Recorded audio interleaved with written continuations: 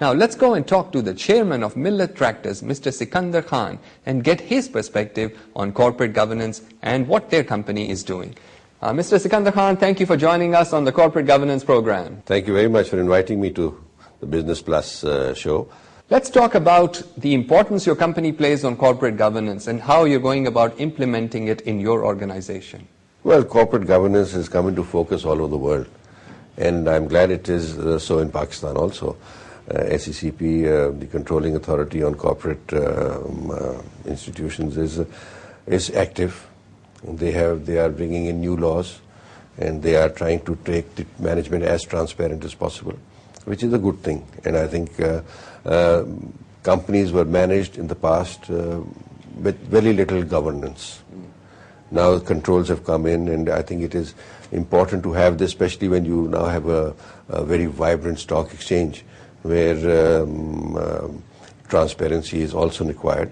So we are complying with all the corporate governance laws that are in place today, and our board is fully equipped with that.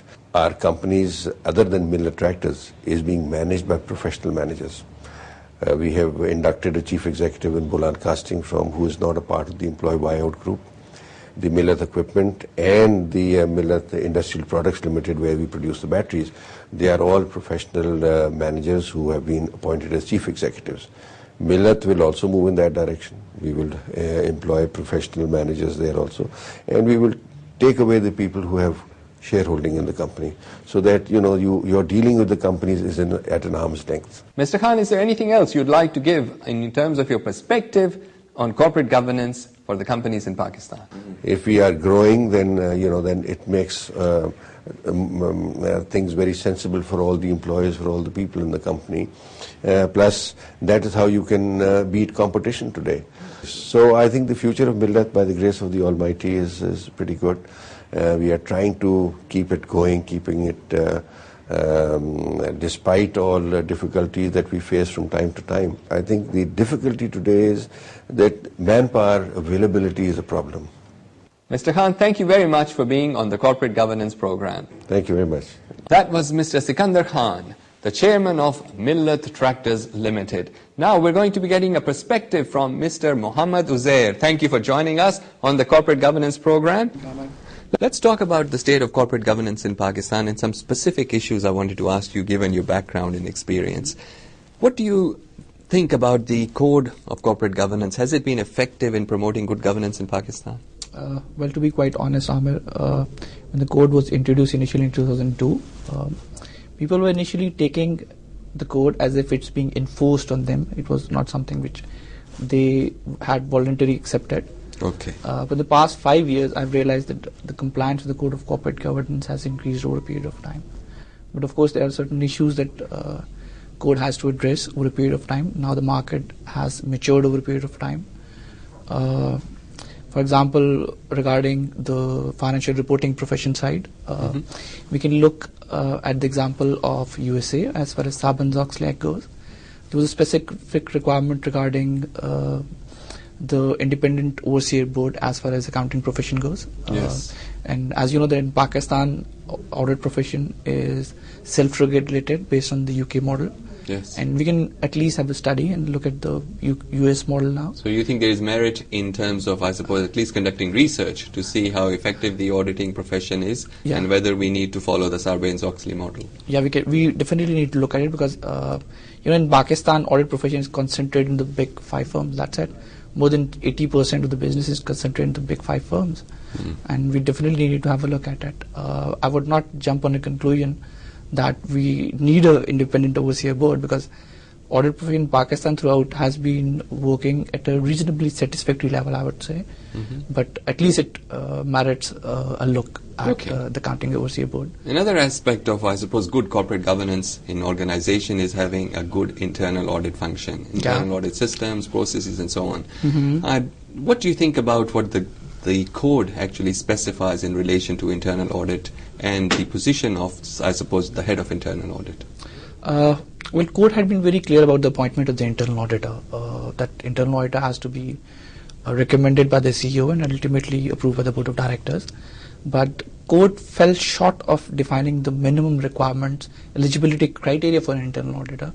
And I think it's something which is required the way it is there for the CFO and the company secretary. It's very interesting. What you're saying is the position of the CFO as well as the company secretary is clearly spelt out in the code as to what qualifications they're supposed to have, what experience and so on. But the code does not actually go into the role of the internal auditor in as much detail. In fact, does not specify any qualifications at all. Yeah. Although it has given some coverage to the internal auditor that internal auditor has to have an access to the audit committee of the board of directors. But then you need to have a minimum threshold criteria for an internal auditor to be there. Okay, but the way the code is at the moment, the internal auditor does not need any specific qualifications. The other aspect of it, while he does have access to the audit committee, I think the other aspect which is of concern is the removal of the internal auditor. Can you explain to me what the code currently says? Well, code doesn't talk about the removal of the internal auditor at this point of time, and currently the management of the company is in a position to remove the internal auditor. I'm definitely aware of certain situations in listed companies where turnover of internal auditors had been more than the desirable level. You have an internal auditor leaving every year or every 2 years. That's something which is not desirable. The internal audit function is obviously a key part of a good governance system, and all companies rely on the work of their internal audit department. Why is it that the code, while it talks about the employment of the internal auditor, and it actually talks about the fact that the position must be approved by the board of directors, it doesn't actually talk about the removal side of the internal audit? But 5 years have passed now, and now is the time. Now the exec culture, I believe, is there, and now we can put certain requirements which should have had been there from the very start. But the market would have had taken the code more stringent at that point of time. One of the comments made by various people that we've interviewed as part of this program is that the code is there, and obviously public limited companies have to comply with it, but it's often a case of just ticking the boxes, not necessarily adopting it wholeheartedly. Would you, based on your experience, would you agree with that? To a very maximum degree, I would agree to you. And one of the reasons, of course, for this is the concentration of the shareholding. Very few companies are public listed companies in true sense. Even if you do have independent board members, and you go through the trouble of establishing a board, but the shareholding is still concentrated in a small number of hands, can the independent directors really contribute anything? Because at the end of the day, they can be removed at any time. It's just a problem. It's going to be always there. But I would say it's a cultural change which is going to take place over a period of time. Of course, legislation has to support the participation of the independent non-executive directors. And having independent non-executive directors is something which is not bad for the major shareholder of the entity. Yes. It's a lack of knowledge on their part as well, which leads them to go or to manage the board on ad hoc basis. Yes. And I see no reason why, with the participation of these qualified non-executive directors, a major shareholder would like to get away with them, and he would see a major benefit coming from their being on the board of directors. And I think as part of developing a good corporate governance culture, you can actually have policies, documented policies about removal of directors and so on, which perhaps provide a little bit more protection to these non-executive directors. And good companies actually do that, so directors can't be hired and fired so easily. But thank you very much for joining us on the Corporate Governance Program. That was Mohammad Uzair, Director of Finance for Pakistan MNP Database Limited, talking to us about the state of corporate governance in Pakistan.